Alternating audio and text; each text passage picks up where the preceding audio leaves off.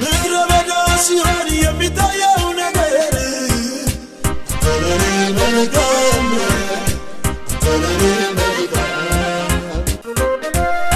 የማይነጋ መስሎ ጨለመው የጠላቴ ቁጣ ነፋታው ከፍታዬን ጌታ ሲጀምር አድርጎኛል ለተላሽብር አድርጎኛል ለሰይጣን ሽብር ምክንያቱ ነኝ ለተላሽብር